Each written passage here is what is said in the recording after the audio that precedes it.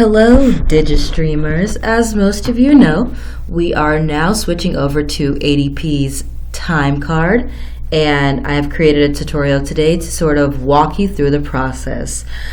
This tutorial will focus on logging in, clocking in and out, using the pay codes, setting preferences, and approving a time card. So let us begin. We'll start by going to the website ADP.com. You wouldn't want to go to ADP.com and hit enter because that will take you to ADP's primary page, which sort of has nothing to do with the time card. So you'll want to be sure to enter in workforcenow.adp.com, add it to your favorites, and you'll be using that to gain access to your time card from here on out. Now, this tutorial is not going to teach you how to register. It's a fairly simple process. All you have to do is click register here and it'll walk you through. Once you've completed your registration, you'll be able to use your user ID and password to log in. Click login,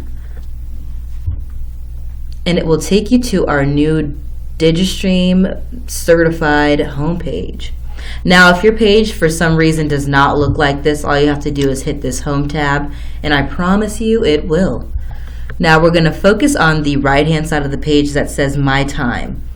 We're really going to utilize these two clock in and clock out mechanisms.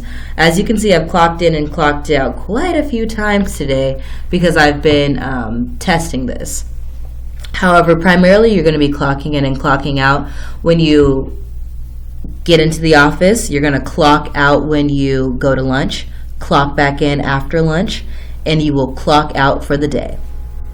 Now, if the time that you clocked in or clocked out, whatever it may be, is not the proper time, then you can always edit that by entering in My Time Card. We'll do that right now. First, you want to make sure that you're at the correct pay period. One time I looked at my time card and I didn't see anything on my time card and I was stressed. I was like, what? I've been clocking in and clocking out. It's because I wasn't on the current pay period. I was actually on the next pay period. So you want to just make sure that you're at the right pay period, and I promise you everything will appear as you have entered it. So for today,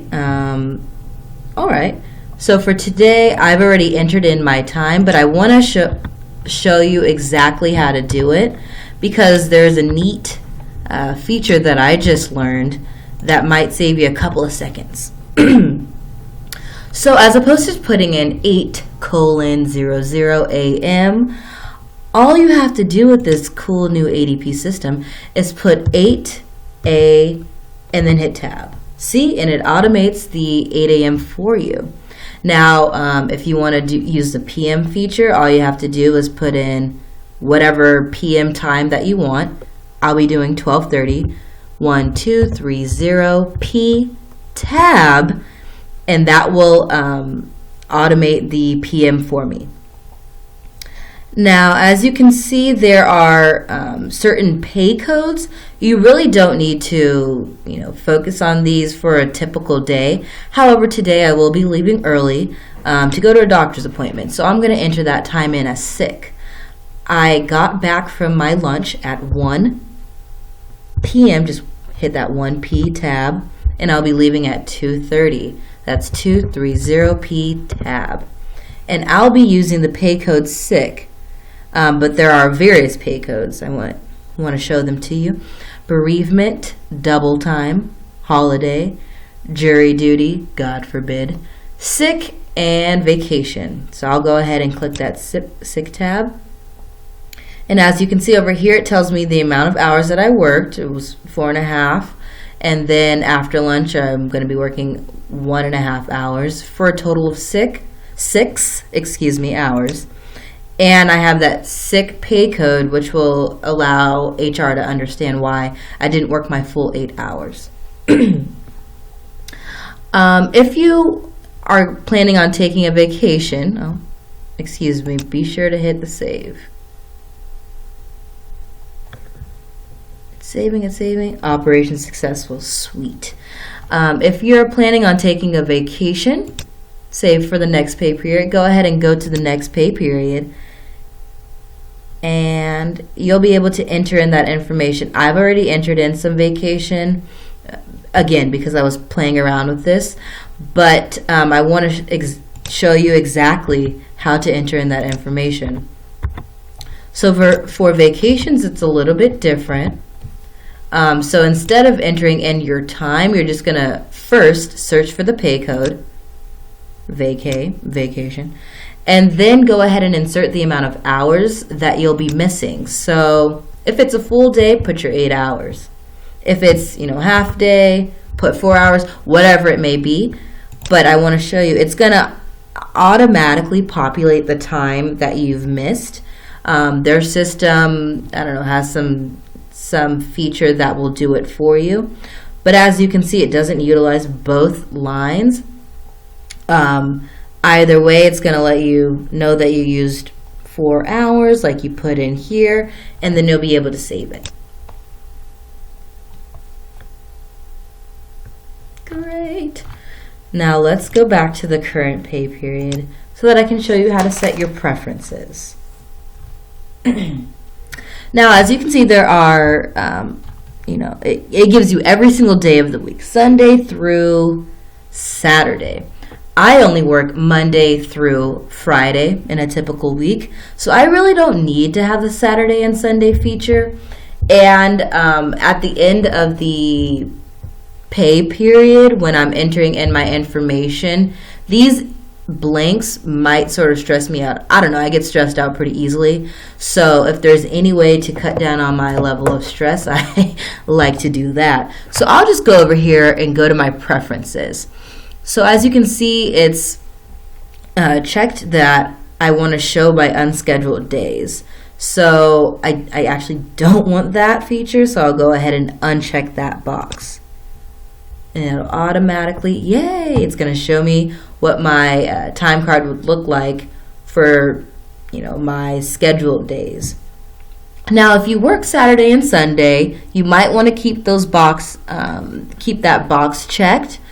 But really, it's really up to you. That's why it's called preferences. But to sort of cut back on confusion, you can definitely do that. Now, there's also the rows per day. Each day automatically has 2 days so that you can take your lunch. But if you're in and out of the office from several times 7 times a day, you might want to have 7 rows available to be able to clock in and clock out that many times.